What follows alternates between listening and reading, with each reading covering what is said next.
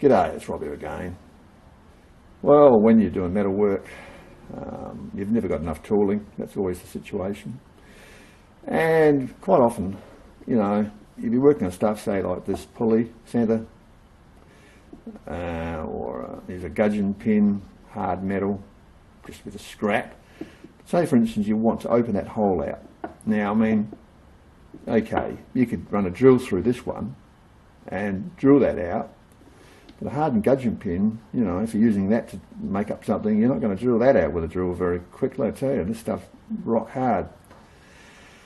So what do? Well, you've got to use a boring bar, and it has to have a carbide tip for this sort of stuff. You've got to have high-speed steel for this plain metal. But the thing is, okay, you haven't got one, or what you've got is too big. Quite often your boring bars are way too big. You know, people will go and buy boring bars and, oh, this one looks good, look, it's a big mother, we'll buy that one. But they forget, a lot of the time you're only doing small jobs and you need a tiny boring bar to go in. And, you know, you haven't got one, so what do? Well, the simplest solution is you make one. I mean, with this, you could actually grind up a boring bar out of high-speed steel, and that would do the job on that. But high-speed steel won't work on this. This is way too hard. You have to use carbide. So, you know, rather than buy one, or you haven't got time to buy one, you just make your own tooling. And I mean, a lot of my tooling is not pretty to look at, but it all works because it's just stuff I've knocked up in the shed. It cost me nothing, and you can make it to, you know, fit the job. So what do you need? Well, you don't need much of anything, really. All you need is some old carbide inserts that you've got. Now, you can't use circular saw blade tips for this. That's nowhere near good enough grade carbide, but here's some old carbide chips that I just keep them, and sometimes I rework them and, you know, reshape them. You can grind them with a greenstone or a diamond burr even. So you just get one of these, which is pretty cactus. That one's all chipped and buggered. And we'll use that to make our boring bar. And then all you need is some steel, suitable diameter, to go in the hole to mount the carbide on. I mean, this is all very simple, but anyway, we'll do it. Right, another thing that metal workers learn very early in the piece is you never throw out any steel or any metal, no matter how junky it might be. It's one day it just might be the bit you want. And looking under one of my benches, you can see a whole heap of odds and sods here that are leftovers from jobs I've done. We'll come in on it. Now this is the particular handy stuff. We've got lots of little bits of rod there, various thicknesses and hardnesses and diameters, and some old scrap tubing, and all that stuff's handy. And over on the left here you can see we've got offcuts of round stock, and, you know, we've got some round bar stainless steel going up the wall here, up the side of the bench. So, you know, all this stuff, a lot of it's scrap, but it's all worth its weight in gold, really. Okay, so we'll get something out of one of our tins. Alright, what do we got? We've got a heap of stuff here. Now, you've got to know, of course, how hard this stuff is. You should have some idea of what you've got in the tin. And then there's heaps. Now I know what this stuff is, and this is what I'll use actually. I think I'll use this. Let's see what else is in here. And here's a shorter bit of this.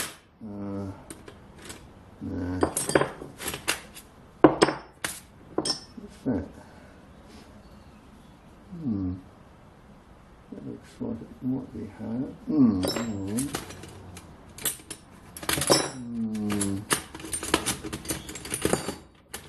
Lots of garbage in here. Bit of an old can lock out of the old Shorblen. Yeah. That's obviously been pretty hard. You can see the colour. It's too big. Bugger it. Look it out.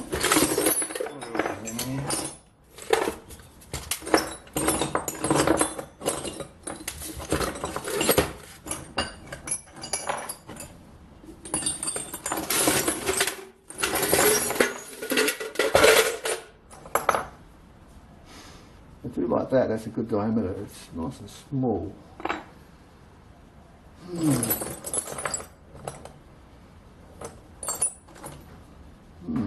No, that's crap.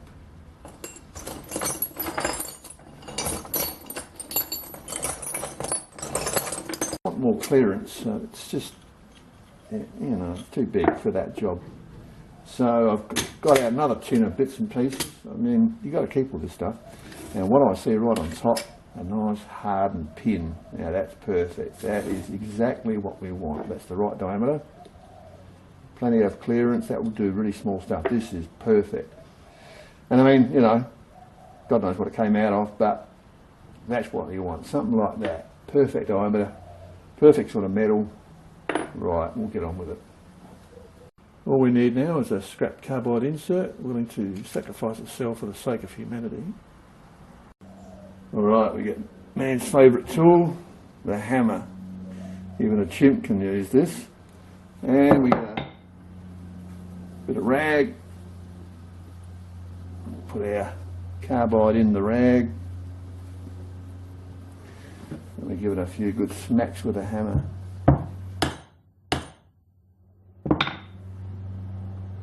And presto, we have lots of little pieces. Perfect. Rightio, let's have a look, see what we've got here. Yeah, it looks pretty nifty, that'll do. Any of these can be used, you just got to reshape them. So okay, the name of the game is we cut that hole off, we don't need that section. And we'll have plenty of length there for the bar anyway. And then we will, there's a bit of paper. So here's our rod, end of the rod, and we'll just grind out a section just on the ordinary, you know, bench grinder.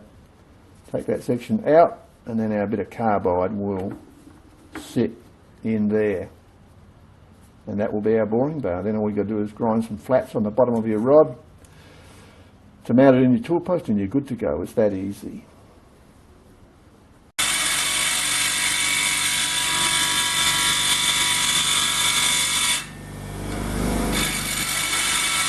Okay, so you can see what we've done. Now we just have to braze our bit of carbide on, orientate it. So it's going to look something like that. So you're coming out past the edge, but not a lot, just enough to give you some clearance. Now, of course, this gets tricky now because you've got to braze it on without getting it out of position, but that's why I always use a bit of old wire like this, just to move it around when you're using the torch. So, you know, you can't use the bronze rod obviously because it will, you know, put more bronze on, you know. Yeah, this is why you always flux it first, while you're heating it up, flux it on, give the flux time to work. Then, once you get up to operating temperature, put your bronze rod on, just flow it on. You don't, you know, you don't need a lot. And then you can just move the bit of carbide around with your bit of wire while you're doing the job. Alright, let's have a go at it. Now once again we're using manganese bronze rod. This is general purpose rod, and I use 2.4mm diameter, which is easy to handle. You don't want to have a big rod, so just use something small. You could go smaller. And we're using Easy Weld 303 general purpose bronze brazing flux. Alright. Right, well, when you do this, it pays you to angle your rod up a little bit so that carbide will tend not to fall off so easily, because this is a bit tricky doing this. So that's about right.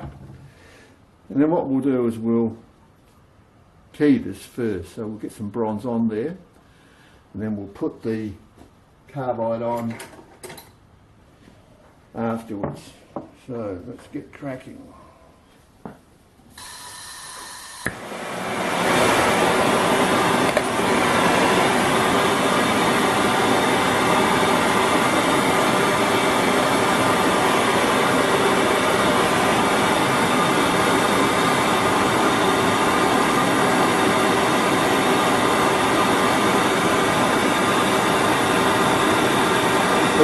flux.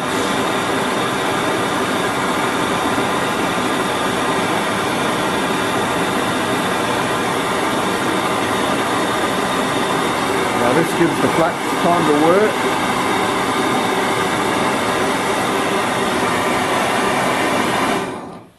That's as much flux as you actually need. Now the flux is a cleaning agent and that will clean up the metal surface.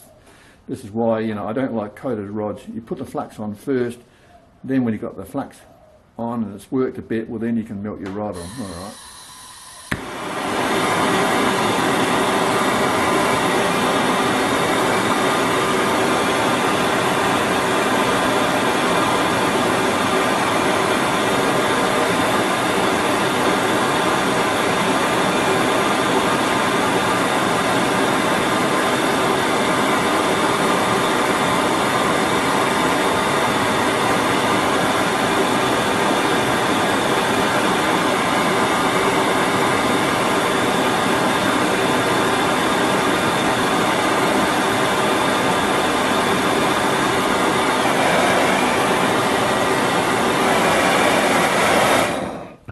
Right, well now we've just wiped the bronze on, so that's now got a coating of bronze on it.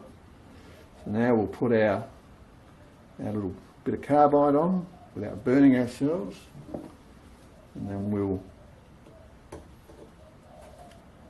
finish the job off with a bit more flux on that. Now, put the torch down. You have to flux the carbide as well. It's always a bit tricky.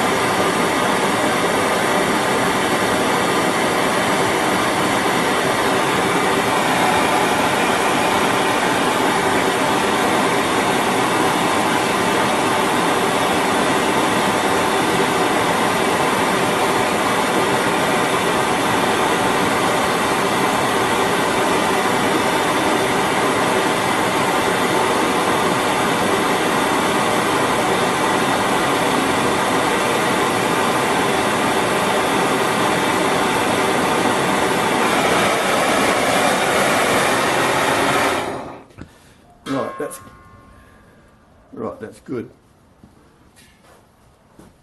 So we've got it coming out enough to do the job. Alright, we'll quench it now in some water.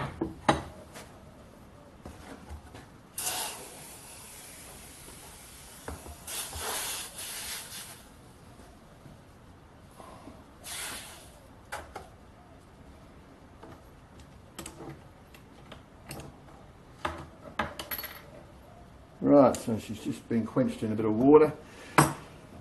Now it's just a matter of grind everything to shape and we're done.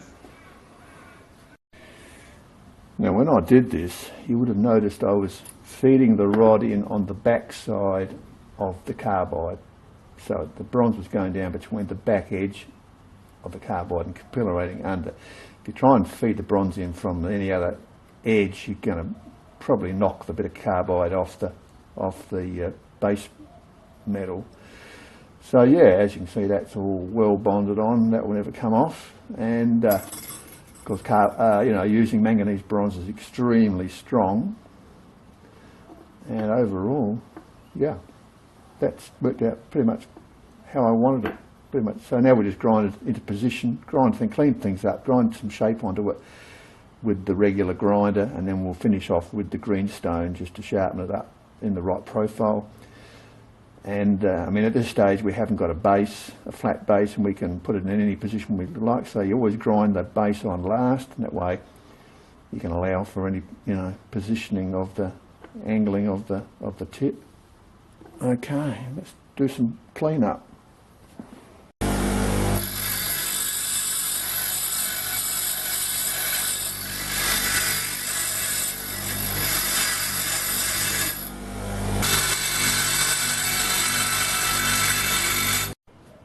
Right, well now we'll grind the profile on the cutter, and we're using a green stone for this, which is meant for carbide.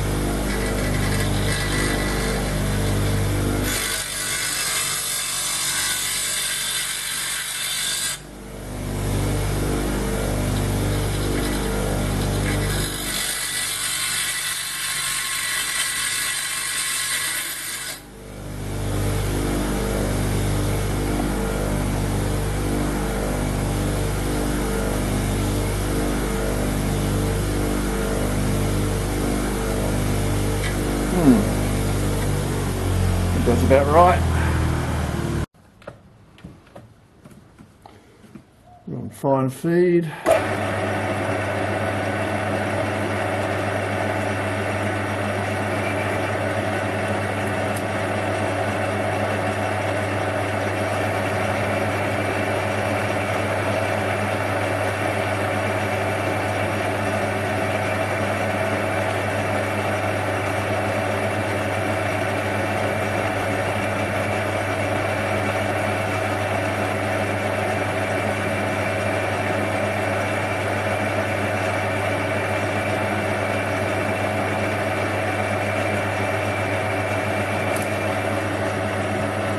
How good's that, eh? We'll go in a bit deeper.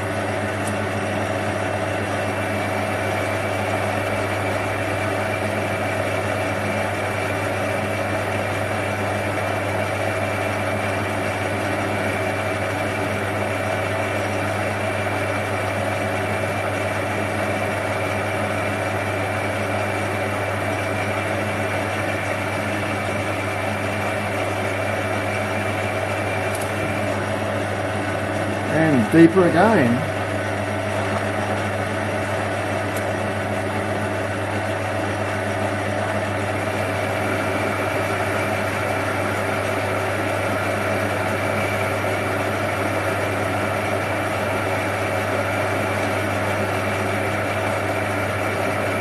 Okay, so it did a perfect job, no worries.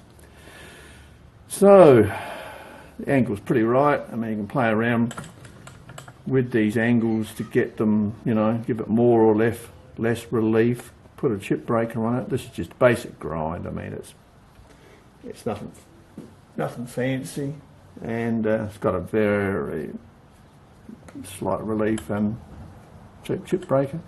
Okay, let's put in the gudgeon pin, the hardened steel gudgeon pin that your high-speed steel drill would never drill in a million years. We'll try that out. Now, contrary to what a lot of people tell you, you don't have to spin the guts out of your job with carbide. I mean, you've got quite a big speed range to machine over, and as you saw, I was only spinning at relatively slow speed. 465 for the mild steel, and it worked perfectly okay, you know. In this case I banged it up to 615, so we'll come in on this.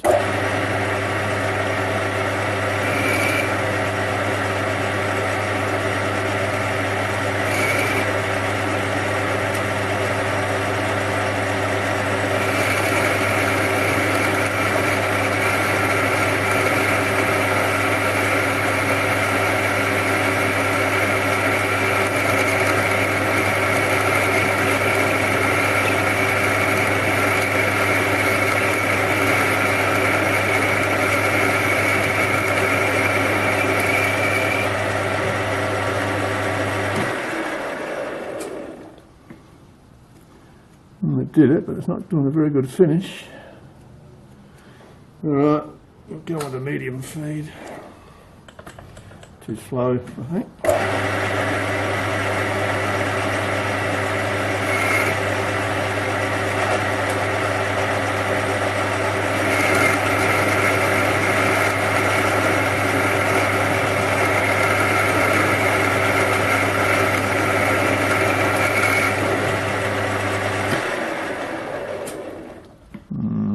Still not good. This is pretty hard stuff.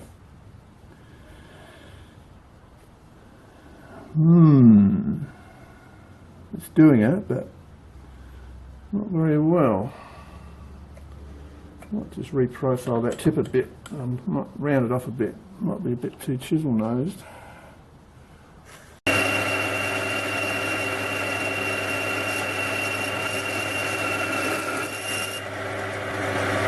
That's not too bad. That's not too bad. That's a lot better. So yeah, we're getting there. Well, there you go.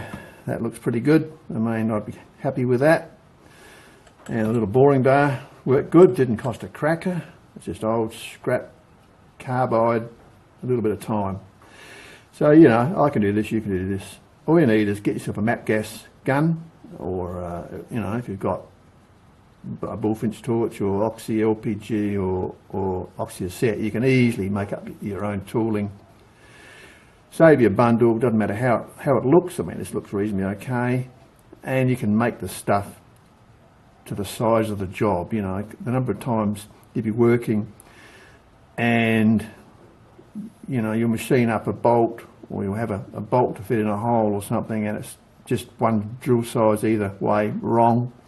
You can just run your little boring bar through and just machine it up to the correct size. Very, very handy. I mean, boring bars are indispensable.